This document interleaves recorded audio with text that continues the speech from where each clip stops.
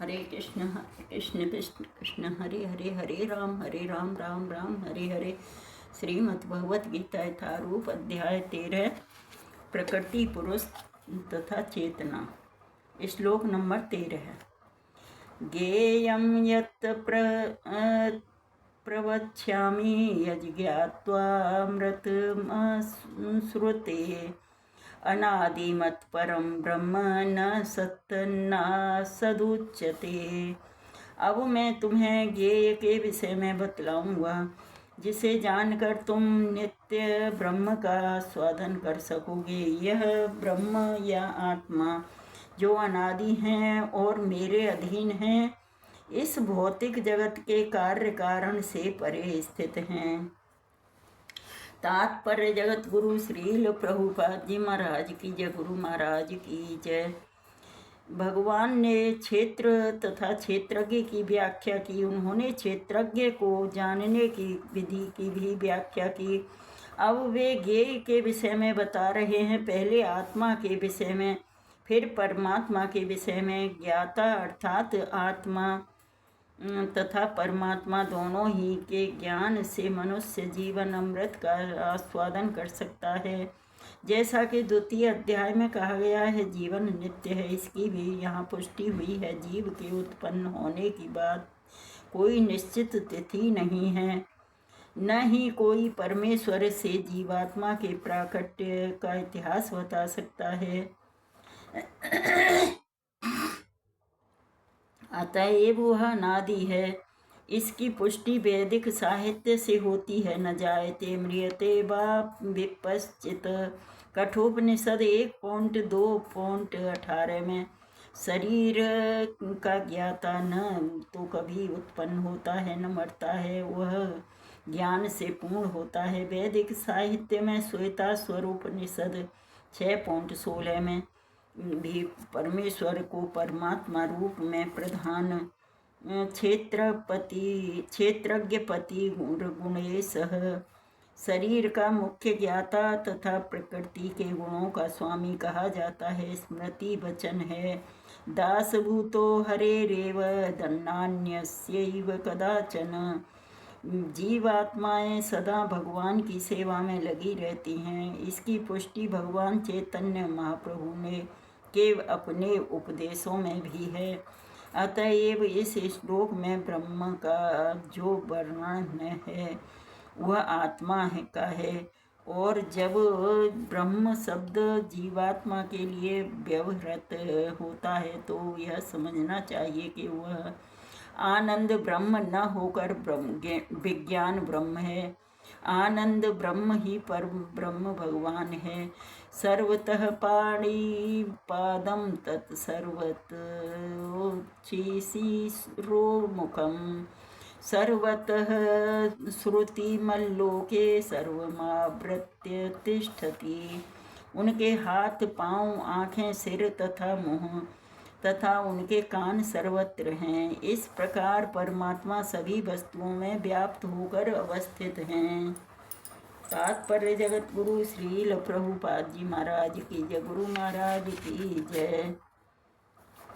जिस प्रकार सूर्य अपनी अनंत रश्मियों को विकीर्ण करके स्थित है, उसी प्रकार परमात्मा या भगवान भी वे अपने सर्वव्यापी रूप में स्थित रहते हैं और उनमें आदि शिक्षक ब्रह्मा से लेकर छोटी चींटी तक के सारे जीव स्थित हैं।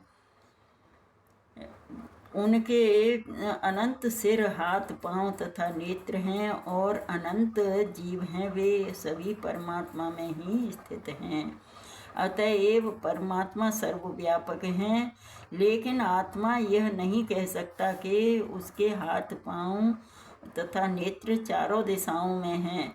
यह संभव नहीं है। यदि वह अज्ञान के कारण यह सोचता है कि उसे इसका ज्ञान नहीं है कि उसके हाथ तथा पैर चतुर्दिक प्रसरित हैं, किंतु समुचित ज्ञान होने पर वह ऐसी स्थिति में आ जाएगा, तो उसका ऐसा सोचना उल्टा है। इसका अर्थ यही होता है कि प्रकृति द्वारा बद्ध होने के कारण आत्मा परम नहीं है। परमात्मा आत्मा से भिन्न है। परमात्मा अपना हाथ असीम दूरी तक फैला सकता है, किंतु आत्मा ऐसा नहीं कर सकता। भगवत गीता में भगवान श्री कृष्ण कहते हैं कि यदि कोई उन्हें पत्र, पुष्प या जल अर्पित करता है तो वे उसे स्वीकार करते हैं। यदि भगवान दूर होते तो फिर इन वस्तुओं को वे कैसे स्वीकार कर पाते। यही भगवान की सर्वशक्तिमत्ता है। यद्यपि वे पृथ्वी से बहुत दूर अपने धाम में स्थित हैं, तो भी वे किसी के द्वारा अर्पित कोई भी वस्तु अपना हाथ फैलाकर ग्रहण कर सकते हैं। यही उनकी शक्तिमत्ता है। ब्रह्म संहिता में 5.37 में कहा गया है, गोलोक एवं निवसत्य निखिलात्म भूतः। यद्यपि वे अपने दिव्य लोक में लीलारत रहते हैं, फिर भी वे सर्वव्यापी हैं। आत्मा ऐसा घोषित नहीं कर सकता कि वह सर्वव्याप्त है। अतएव इस श्लोक में आत्मा जीव नहीं अपितु परमात्मा या भगवान का वर्णन हुआ है। सर्वेन्द्रिय गुणाभासम सर्वेन्द्रिय विवर्जितम असक्तं सर्वभृच्चैव निर्गुणं गुणभोक्तृ च। परमात्मा समस्त इंद्रियों का मूल स्रोत है, फिर भी वे इंद्रियों से रहित है। वे समस्त जीवों के पालन करता होकर भी अनासक्त हैं। वे प्रकृति के गुणों से परे हैं, फिर भी वे भौतिक प्रकृति के समस्त गुणों के स्वामी हैं। तात्पर्य जगत गुरु श्रील प्रभुपाद जी महाराज की जय। गुरु महाराज की जय। यद्यपि परमेश्वर समस्त जीवों की समस्त इंद्रियों के स्रोत हैं, फिर भी जीवों की तरह उनके भौतिक इंद्रियां नहीं होती।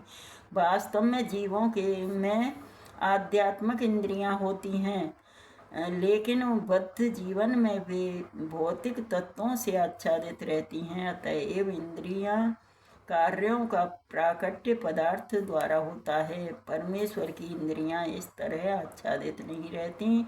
उनकी इंद्रियां दिव्य होती हैं, अतएव निर्गुण कहलाती हैं। गुण का अर्थ है भौतिक गुण, लेकिन उनकी इंद्रियां भौतिक आवरण से रहित होती हैं। यह समझ लेना चाहिए कि उनकी इंद्रियां हमारी इंद्रियों जैसी नहीं होती। यद्यपि वे हमारे समस्त इंद्रिय कार्यों के स्रोत हैं, लेकिन उनकी इंद्रियां दिव्य होती हैं, जो कल्मश रहित होती हैं। इसकी बड़ी ही सुंदर व्याख्या श्वेताश्वर उपनिषद में 3.19 में अपाणी पादो जवनो गृहीता श्लोक में हुई है। भगवान के हाथ भौतिक कल्मशों से ग्रस्त नहीं होते, अतएव उन्हें जो कुछ अर्पित किया जाता है उसे वे अपने हाथों से ग्रहण करते हैं। बद्ध जीव तथा परमात्मा में यही अंतर है। उनके भौतिक नेत्र नहीं होते, फिर भी उनके नेत्र होते हैं, अन्यथा वे कैसे देख सकते। वे सब कुछ देखते हैं, भूत वर्तमान तथा भविष्य। वे जीवों के हृदय में वास करते हैं और वे जानते हैं कि भूतकाल में हमने क्या किया, अब हम क्या कर रहे हैं और भविष्य में क्या होने वाला है। इसकी पुष्टि भगवत गीता में हुई है। वे सब कुछ जानते हैं, किंतु उन्हें कोई नहीं जानता। कहा जाता है कि परमेश्वर के हमारे जैसे हाथ पांव नहीं हैं, लेकिन वो आकाश में विचरण कर सकते हैं वे, लेकिन उनके आध्यात्मिक पांव होते हैं। दूसरे शब्दों में भगवान निराकार नहीं हैं। उनके अपने नेत्र, पांव, हाथ सभी कुछ होते हैं, और चूँकि हम सभी परमेश्वर के अंश हैं, अतएव हमारे पास भी ये सारी वस्तुएं होती हैं, लेकिन उनके हाथ, पांव, नेत्र तथा अन्य इंद्रियां प्रकृति द्वारा कल्मशग्रस्त नहीं होती। भगवत गीता में भी पुष्टि होती है कि जब भगवान प्रकट होते हैं तो वे अपनी अंतरंगा शक्ति से यथा रूप में प्रकट होते हैं। वे भौतिक शक्ति द्वारा कल्मशग्रस्त नहीं होते। क्योंकि वे भौतिक शक्ति के भी स्वामी हैं। वैदिक साहित्य से हमें पता चलता है कि उनका सारा शरीर आध्यात्मिक है। उनका अपना नित्य स्वरूप होता है जो सच्चिदानंद विग्रह है। वे समस्त ऐश्वर्य से पूर्ण हैं, वे सारी संपत्ति के स्वामी हैं, वे सारी शक्ति के स्वामी हैं, वे सर्वाधिक बुद्धिमान तथा ज्ञान से पूर्ण हैं। ये भगवान के कुछ लक्षण हैं। वे समस्त जीवों के पालक हैं और सारी गतिविधियों के साक्षी हैं। जहाँ तक वैदिक साहित्य को समझा जा सकता है, परमेश्वर सदैव दिव्य हैं। यद्यपि हमें उनके हाथ पांव सिर मुख नहीं दिखते, लेकिन वे होते हैं। और जब हम दिव्य पद तक ऊपर उठ जाते हैं तो हमें भगवान का स्वरूप के दर्शन होते हैं। कलमशग्रस्त इंद्रियों के कारण हम उनके स्वरूप को नहीं देख पाते। अतएव निर्विशेषवादी भगवान को नहीं समझ सकते, क्योंकि वे भौतिक दृष्टि से प्रभावित होते हैं। हरे कृष्णा कृष्णा कृष्णा हरे हरे, हरे राम राम राम हरे हरे। तो भगवान के हाथ पैर पाँव सब कुछ होते हैं, लेकिन वो दिव्य हैं, वो सब कुछ कर सकते हैं। हमारा हाथ यहाँ के बजाय हम पीठ पर भी कहते हैं कि हम पीठ को खुजा लें, लेकिन नहीं खुजा सकते। भगवान अपने दिव्य लोक धाम में, अपने धाम परम धाम में बैठे हुए ही हम जो भोग लगाते हैं भगवान को, कुछ भी अर्पण करते हैं, वो अपने हाथों को बढ़ाकर, वहीं से अपने हाथों को बढ़ाकर हम उस वस्तु को स्वीकार करते हैं। और हम इतना, हमारी जो भौतिक संसार का पर्दा हमारी आँखों पर पड़ा हुआ है, इस वजह से हम नहीं देख पाते। भगवान ऐसी कृपा करें हमारे ऊपर, ये भौतिक संसार का जो पर्दा हमारी आँखों पर पड़ा हुआ है, इसे हटाने की कोशिश करें और भगवान हमारी हृदय में विराजमान होकर हमें ऐसी बुद्धि प्रदान करें जो हम भगवान का निरंतर गुणगान करते रहें। हरे कृष्णा कृष्णा कृष्णा हरे हरे, हरे राम राम राम हरे हरे। श्रीमद् भगवत गीता यथारूप की जय। हरे कृष्ण।